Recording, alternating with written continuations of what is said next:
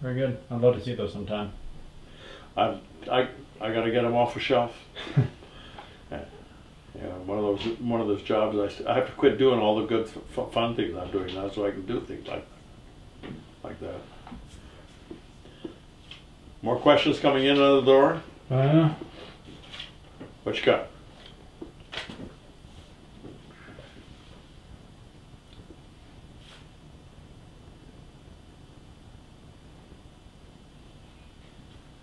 Basically, just with the country, with the USA transitioning to the ultimate powerhouse in the world superpower, if you will, as you are growing up yourself, maybe you were aware of it, or maybe it was just what you always felt was the case, so it wasn't that unusual. But did you notice a change, and if so, did that change affect the way you felt about yourself and being from America and serving in the forces? Well, when I served in the armed force, you have to know what the sequence of time is. I was basically a boy. I was just a young teenager during World War II. I was too young to even be a part of it. It made a big impact on me. When I went to the university, to start a university, this is important. When I started university, it was in June of 1946. The war had just ended, and soldiers began from World War II were being discharged, and the GI Bill had been formed. And the colleagues that I went to school with when I started college were GIs just getting out of the services. That probably made much more impact on me, and it made the broadcasts, the radio broadcasts during World War II made a big impact on me, especially Europe. The European theater made a huge impact on me. But after the war was over, I was in school, I was in choir, I was in class with GIs that had just come back from the service. And they were focused on learning what they needed to learn to get a job. And they were going fast, as quickly as they could, so they'd get a good job as fast as they could get an education for it. That probably gave me more sense of, and over beer once in a while with a few of them, I would hear an awful lot about what they were willing to talk about, mostly braggadocio about what went on in the war. Every once in a while you get a little bit more than braggadocio, and you hear stories about some of the hell that it was. But not everybody's story from the war was hell. Not everybody's was. And was that one of the major influences, interacting with those guys? What in my wanting to join the service? Yeah, for the Korean War. No. When I joined the service, I joined for a totally different reason. I needed to not be at home any longer, and that seemed like a good thing for me to do. I was educated at least 3 years of my college, and it was a good thing for me to do. The draft was still going great guns, and there was no war going on, but draft was going on, and I knew that sooner or later my number was going to come up, and there was no basis for me not going. So I decided to enlist, and that's why I went. It was time for me to get away from home and start a life of my own in a way. So that's the way I broke away from home. Changing gears a little bit again, some of the things once again over the different decades that you've experienced, changes or lack thereof in personal health management, impact of habits. What would you say some of the biggest changes personally or overall that you've seen or experienced with that? In my own health management? Yeah. Or just a general awareness or lack thereof, depending on whatever the case may be, of what you saw versus what you see now. Whether it be general acceptance of smoking back in the earlier years, and obviously the big change of that now, or just the overall mentality of personal health, or even just overall? Well, a couple of things. I grew up in a household where eating, what's the right word? I think eating well and eating properly in terms of being healthy was important. My parents both were very serious about thinking about what we ate. So I grew up already eating well. My mother was born on a farm. I spent my boyhood summers on a farm, and we knew what good managing of good food was. So there was, and my father always had an interest in eating well. He was a health nut, as a matter of fact, early in the game of people who were health nuts. And he came by it naturally, not by picking it up as something that he ought to do. He came by it naturally from his own home background. And being married to a farmer's daughter, my mother, they sort of were pretty clear about health being well managed on what you ate and what you did with your body. Smoking was not acceptable in our family, but when I broke loose, I started smoking, and smoked pretty darn heavily.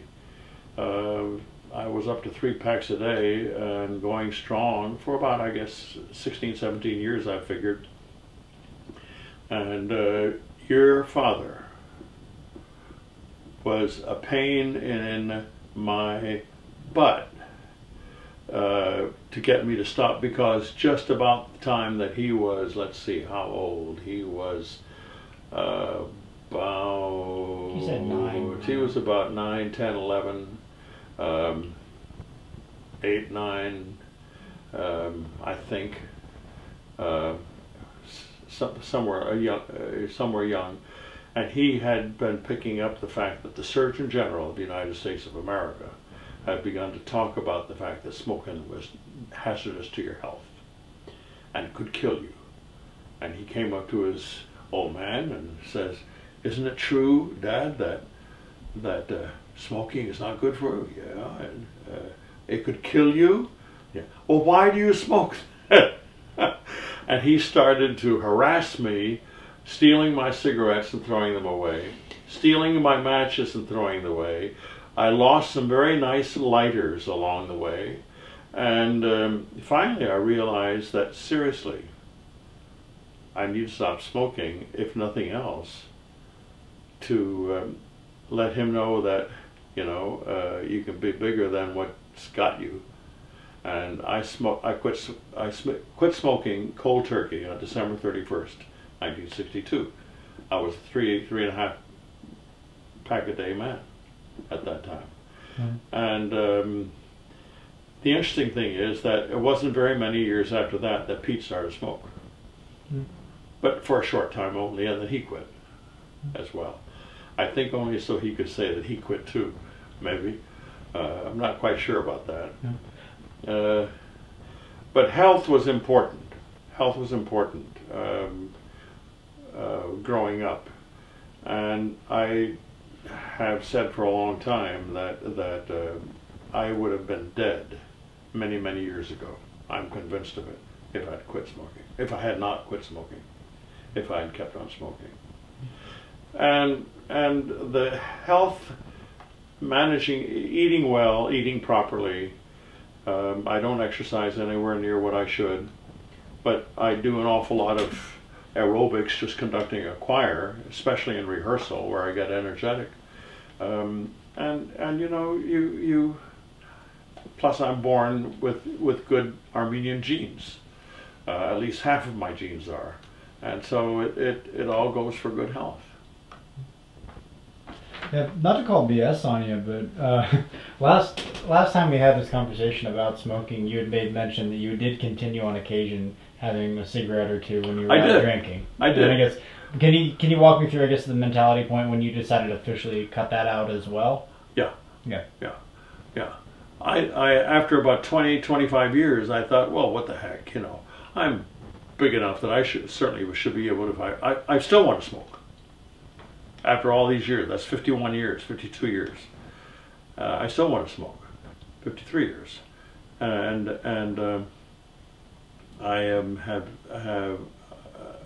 I thought I'm big enough that I could certainly have a cigarette once in a while if I feel like it. And I realized after a few months of that, doing it occasionally, this is not a smart thing to do. So I said, no, that's it. Can you, and also just to piggyback on, I guess, the long-term health concerns. Obviously, you've had an occasional heart or health issue. I guess can you I guess walk me through your mentality and any kind of changes that you made after, I guess, the heart attacks and the surgeries and bypasses? I have no bypasses.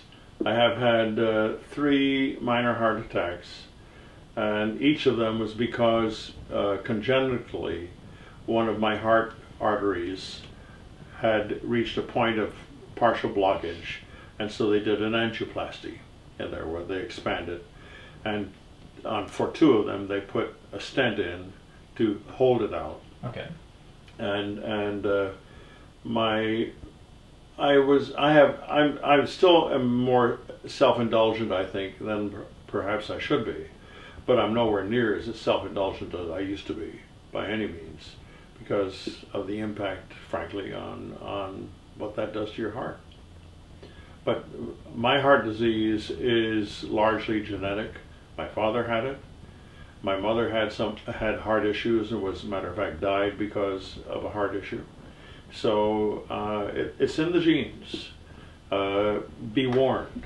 You probably have some fraction of that in your genes. That goes with the territory. I didn't know any of this, so thanks for clearing that up. Yeah. Yeah. Yeah. What changes have you noticed in yourself from the time you were raising kids to now watching your children raise kids? Whether it be your just the environment that you're now in, or whether it's easier just looking at it from an outsider's perspective, or someone outsider's perspective, or have you undergone changes in your personality or attitude that have really changed things in your interaction there? If I understand your question,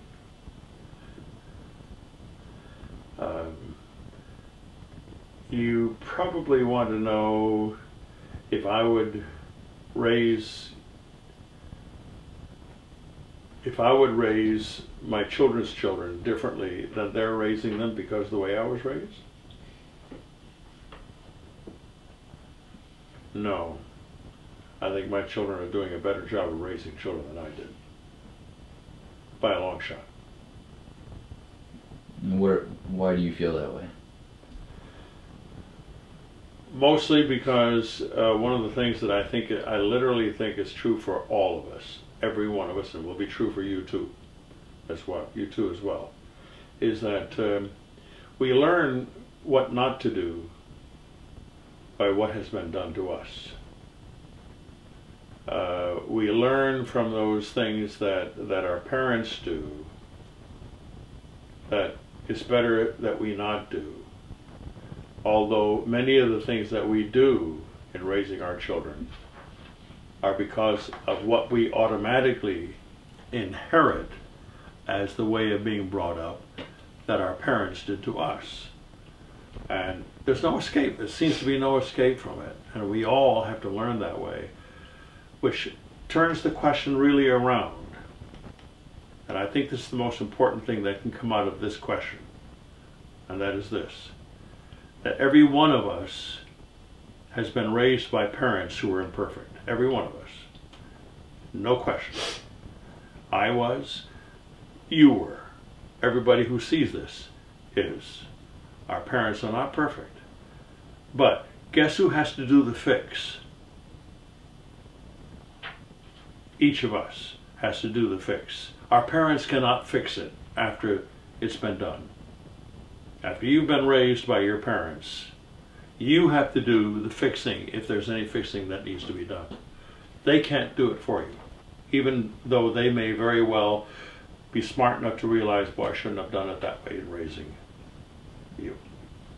What's your feeling, I guess, in terms of the generational difference in having religion be involved in having what? Having religion be involved in raising children? Like, do you feel like children these days are somewhat lacking in, I guess, a proper education of religion and God and everything like that in comparison to your generation, or even Pete and everybody's generation? My answer to that is pretty simple. As far as I am concerned, I'm pretty convinced, totally convinced, that God is. That to me is just a basic fact. Now, we don't need to accept that. We can argue that. If you feel like getting into the argumentative position about that. But I believe that God is. And I believe that there are plenty of ways that we can approach learning what that means in terms of what it may require of us, in terms of relationship with each other and relationship with the God that is. I'm firmly convinced that since there is a God, that, okay, then we need to know what's expected of us in relationship to there being a God. Now, we can deny that there's a God, and you can make all the arguments that there are about there not being a God. And there are a lot of arguments that any of us can make. But there's a wager that was made by a philosopher in France a couple hundred years ago by the name of Pascal. And his wager simply was this: okay, I don't see God. God may not be. But there's an awful lot of evidence that for centuries there have been people who have found that there is a God in their lives. I would rather wage my life on practicing what is appropriate in response to there being a God and have the benefits potentially of that, rather than deciding that no, there's not enough evidence, I don't think there's going to be a God, therefore I won't do anything about it, I'll ignore it. I'd rather wager on God's being than not. And if you look at it, the evidence is that even though there are an awful lot of people who say that they are God-fearing, that you really wonder about their practices and the way they do what they do. And with good reason, darn good reason. Still, there's an awful lot of evidence from people who have reason to have faith in God that the life that they lead is a better one in my world and in their world and the world that we share together than if we didn't believe in God and ignored it and just lived our lives the way we jolly well pleased. I'd rather bet on God's side. And to me, I've lived long enough and seen enough evidence that tells me God is. In too many lives that have been affected by it. And it's there to see. You have to be willing to open your eyes and look. And it's there to see. And I'd just rather believe that way. But I also don't believe that I'm going to get my bat out and my gun out and come shooting to try and persuade you or anybody else that there is one. You have to find it for yourself. And hopefully, because the way I live, hopefully the way somebody else lives in your lives, that it'll make sense to any of my children. I have never imposed my beliefs on my children. I've hoped for it a lot, but I'm not going to beat anybody over the head. Yeah. Does that really go to the answer of the question that you're asking? That gives me an idea, and also makes me ask a million other questions, which is better saved for another tape. I am not a theologian. Yeah. There are a couple of seminaries here in town with plenty of theologians in there to answer theological questions. But you know, I would rather look at some of the ways that some of the people that I respect and have reason to admire the way they live, and see the evidence that they live in their lives.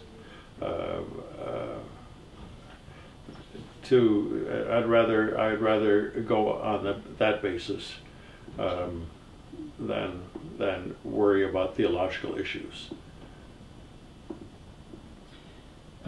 You've always been, and segueing from that, you've always been a part of a church community as an adult. Were you always also part of a church community as a child? And if so, did that have a major impact on your upbringing? Yeah, it did. I've been associated with a church because my father was a church choir director. I grew up in it, and all of my life I have directed church choirs in a church. So I've been in the church virtually all my life, to be sure. And does that mean that I have always been a, let's call it a practicing Christian? No, I have not. Have I had the years of being doubtful about what I'm doing? Yeah, I have. But I've seen over the years enough evidence that this works. The life that we are asked to live, the life that we are shown to live, in our Christian belief, is enough for me to keep on doing it. Yeah, I grew up in the church, but it was many years before I would claim that, okay, this requires something of me. And I think that the year that I would say that came down, and it would be complicated to try to describe reasons for it, I can pinpoint it. It was the year of 1970. After having some failure and bailing out of a bad situation and struggling and trying to figure out what's what, and I realized that my answers really lay in this direction. To start practicing what I supposedly am talking about all the time when I'm singing the songs I sing, directing others to sing the songs that they sing. It's time for me to start practicing it. And have I done it well since then? No. Sometimes, yeah. But enough times, not well at all. Have I failed? Big time. Have I succeeded? I hope enough that you see the evidence of it. Can you, I guess, remember a time or walk me through a situation where you remember the church community that you were a part of and very social in really helping out you and your family get through difficult times or deal with difficult emotional issues? Do you have any specific examples you can remember from that?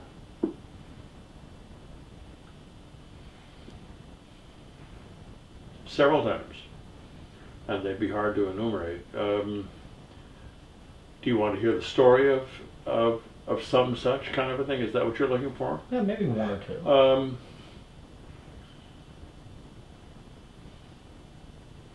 We've got about 5 minutes left on this tape. The answer is it's been a pretty constant thing all through the last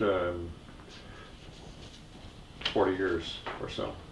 It's been pretty constant in one way and another. And I think the best way of saying it is to see the evidence of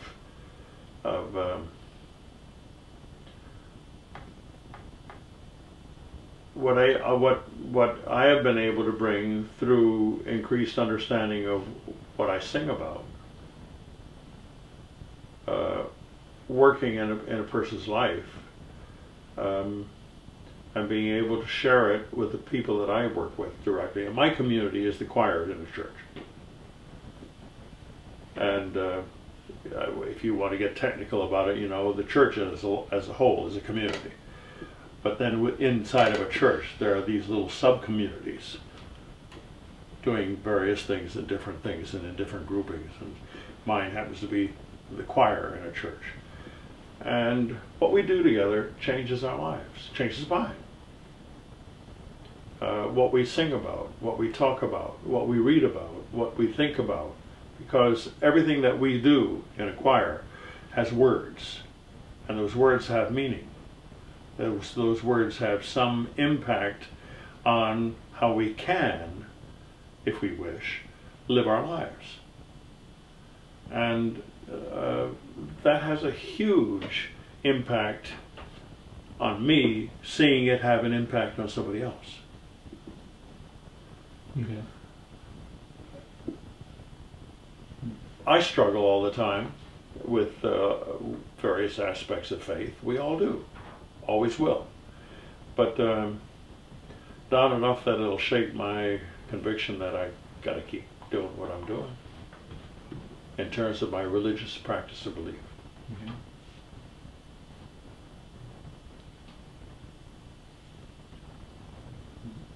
Sounds good. Yeah, I guess forgive me, I'm not entirely clear on this one. I guess you feel free to step in. I guess can you an example that comes to mind is making the transition from Dallas to interacting with the community, the church community, help you get more settled and more situated with your family here. That's really what I was getting at. Okay, all right. It was a huge thing when we moved to Dallas to become associated with Crescent Hall Presbyterian Church. Mm-hmm. We were helped more than I can possibly ever describe adequately, just getting through our lives. Salaries weren't exactly great, not for the church.